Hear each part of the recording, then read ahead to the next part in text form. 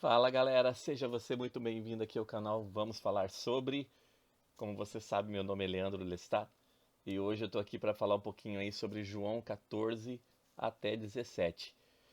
Na verdade, agora aqui no canal eu vou fazer uma coisa um pouquinho diferente em relação aí o conjunto de escrituras que a gente tem que estudar por semana do Vem e Segue-me, tá? Então, o que que acontece? A partir de agora eu vou ter 4 vídeos semanais aqui relacionados ao Vem e Segue-me da semana, tá? Então você que pediu aí para que eu não parasse de gravar os vídeos do Vem e Segue-me, né? Eu tenho estudado algumas formas aqui de como poder melhorar isso e vou fazer os vídeos menores por dia, né? Mas a gente vai ter aí 4 vídeos durante a semana relacionados ao conteúdo do Vem e Segue-me semanal, tá?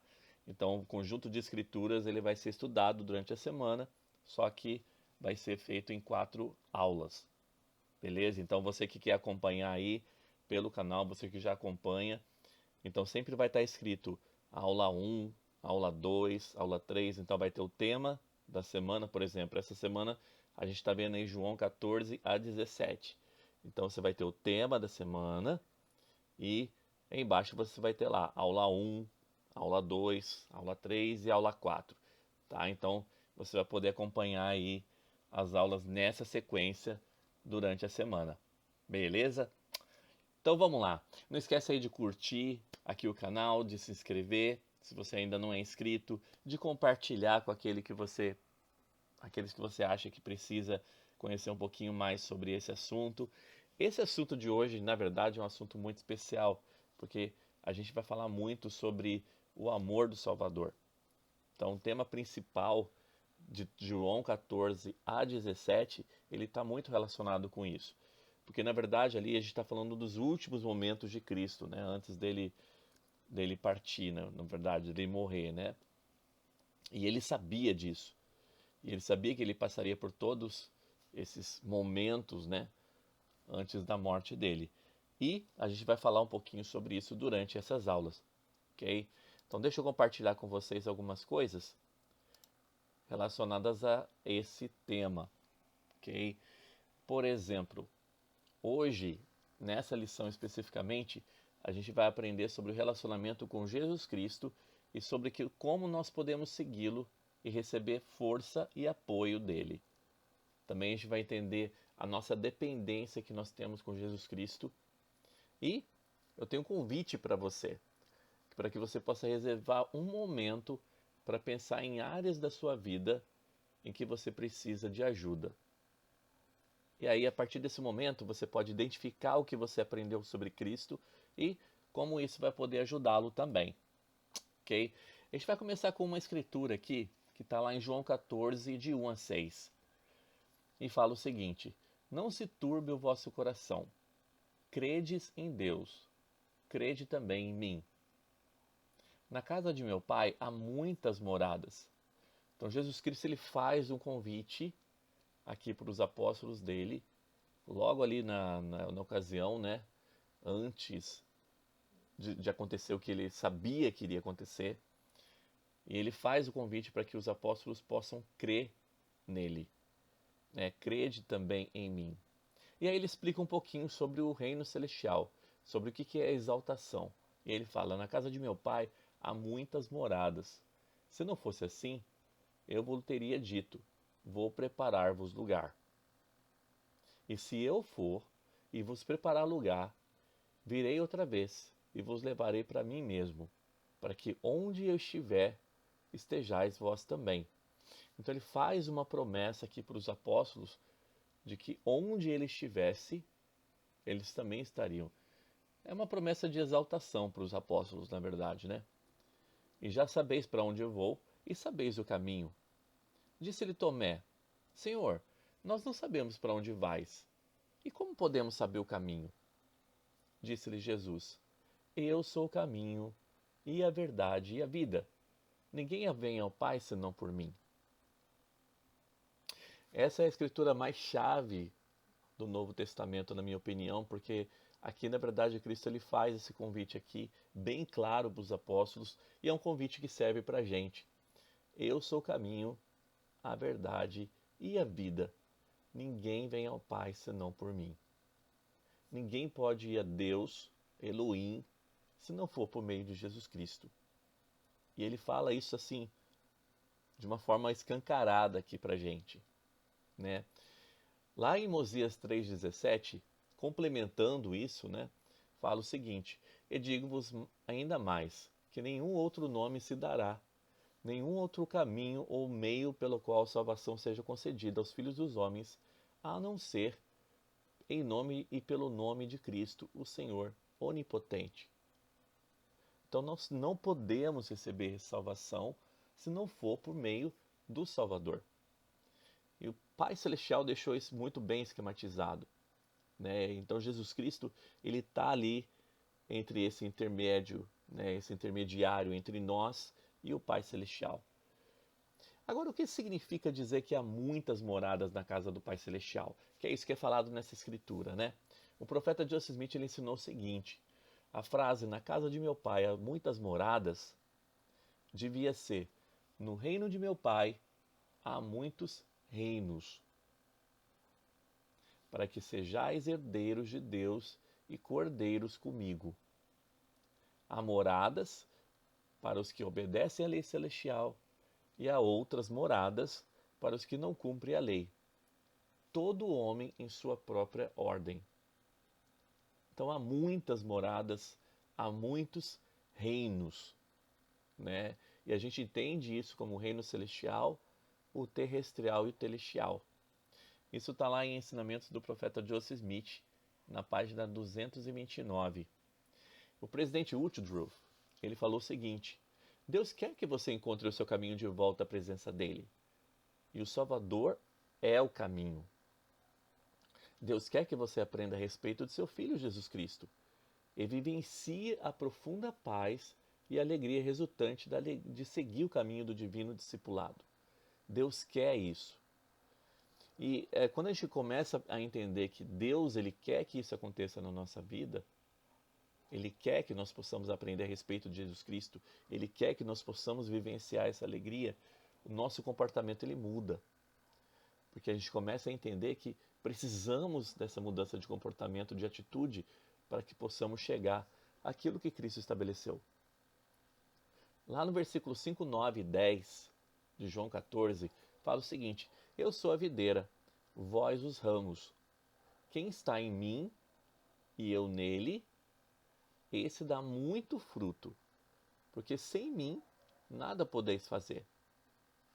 Então Jesus Cristo ele fala aqui novamente que nós dependemos dele, né? Como eu falei no início, né? A gente vai aprender hoje aqui sobre essa questão da dependência que nós temos em Cristo. Então, sem ele, nada nós podemos fazer.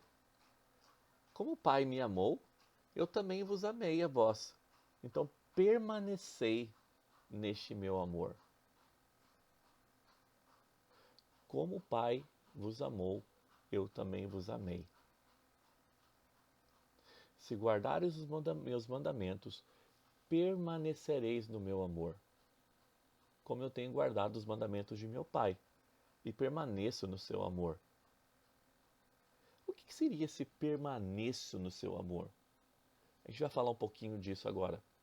Mas que verdade sobre o nosso relacionamento com Jesus Cristo você pode aprender aqui com essa comparação que ele fez entre a videira, os ramos, né, e dizer que esses ramos dão muito frutos e tudo mais. Então, que verdades a gente aprende sobre esse relacionamento com Jesus Cristo que nós podemos ter com ele? Jesus disse: sem mim nada podeis fazer. Eu testifico a vocês que esta é a verdade de Deus. Cristo é tudo para nós e devemos estar nele permanentemente, tenazmente, inabalavelmente, para sempre. Pois para que o Evangelho floresça e abençoe a nossa vida, precisamos estar firmemente alicerçados nele, o Salvador de todos nós e desta igreja que é sua e leva o seu santo nome. Ele é a videira. a nossa verdadeira fonte de forças e a única fonte de vida eterna. Nele, nós não só perseveremos, mas prevaleceremos e triunfaremos nessa causa sagrada que nunca nos abandonará. Isso foi falado por Jeffrey Holland numa Malharona de maio de 2004. O discurso é: está em mim. Lá no livro de Mórmon fala o seguinte, em Alma 26, versículo 12. Sim, sei que nada sou quanto à minha força. Aqui falando sobre a nossa dependência de Cristo, né? Eu sou débil, portanto, não me vangloriarei de mim mesmo, mas gloriar-me-ei em meu Deus, porque com sua força eu posso fazer todas as coisas. Sim, eis que fizemos muitos milagres nessa terra, pelo que louvaremos o seu nome para sempre. Então vou deixar uma pergunta aqui para você, que você pode responder aqui embaixo nos comentários. Quais são alguns dos frutos, ou seja, resultados ou bênçãos, que você viu em sua vida ao tentar estar com Jesus Cristo? E o que você pode fazer para ajudá-lo a estar mais com Jesus Cristo? Para encerrar essa parte, essa nossa primeira aula aqui da semana, o Elder Christopherson, no discurso chamado Permanecei no Meu Amor, ele falou o seguinte: permanecer no amor do Salvador significa receber sua graça e ser aperfeiçoado por ela. Para receber sua graça, precisamos ter fé em Jesus Cristo e guardar seus mandamentos, que incluem arrepender-nos de nossos pecados, ser batizados para a remissão de pecados, receber o Espírito Santo e continuar no caminho da obediência.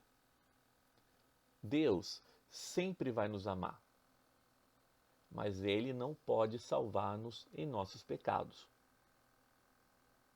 Isso é bem importante, galera.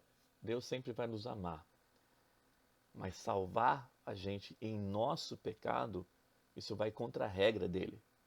Isso vai contra as leis dele. Então lembre-se de que a moleque disse a Zizron, que o Salvador não salvaria seu povo em seus pecados, mas salvaria seu povo de seus pecados.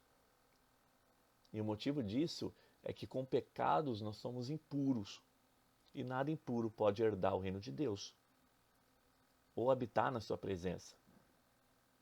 Cristo tem poder, e esse poder é um poder recebido pelo Pai, para redimir de vocês de seus pecados por causa do arrependimento.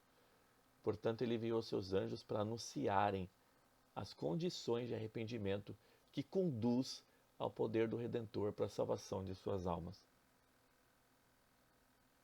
Continuando a falar sobre isso, ele complementa: permanecer no amor de Deus significa submeter-nos inteiramente à vontade dele. Significa aceitar a correção dele quando necessário, porque o Senhor corrige ao que ama. Significa amar e servir uns aos outros como Jesus amou e serviu a nós. Significa aprender a viver a lei de um reino celestial, para que possamos então suportar uma glória celestial. Para que Ele nos transforme no que podemos ser, em um Deus, nosso Pai Celestial pede que cedamos ao influxo do Santo Espírito e nos despojemos do homem natural e nos tornemos santos pela expiação de Cristo, o Senhor. E nos tornemos como uma criança, submisso, manso, humilde, paciente, cheio de amor, disposto a submetermos a tudo quanto o Senhor achar que nos deva infligir, assim como uma criança se submete a seu pai. E ele termina da seguinte forma: eu gostaria de terminar essa aula também com esse desafio para a gente. Não havemos de amar aquele que amou primeiro? Então guardemos os seus mandamentos. Não havemos de ser amigos daquele que deu a sua vida pelos seus amigos? Então guardemos os seus mandamentos. Não havemos de permanecer em seu amor e receber tudo que ele gentilmente nos oferece? Então guardemos seus mandamentos. oro que sintamos e permanecemos plenamente em seu amor. Que possamos guardar os seus mandamentos. Esse é o desafio que o apóstolo deixou aqui pra gente. E eu acho que é uma forma legal da gente encerrar esse nosso primeiro encontro aqui dessa semana, tá bom? Então pensa um pouquinho nisso, de como você pode aplicar essas coisas em sua vida e como que essas coisas realmente podem fazer diferença para que você possa progredir e possa ir em direção ao caminho que o Pai Celestial tem preparado para você, tá bom? Obrigado aí pela sua presença. Não esquece de comentar as perguntas que eu fiz aqui durante essa aula. Coloca aqui no comentário. E a gente se vê então na próxima aula, lá na aula 2, hein? A gente se vê então e até mais. Tchau, tchau.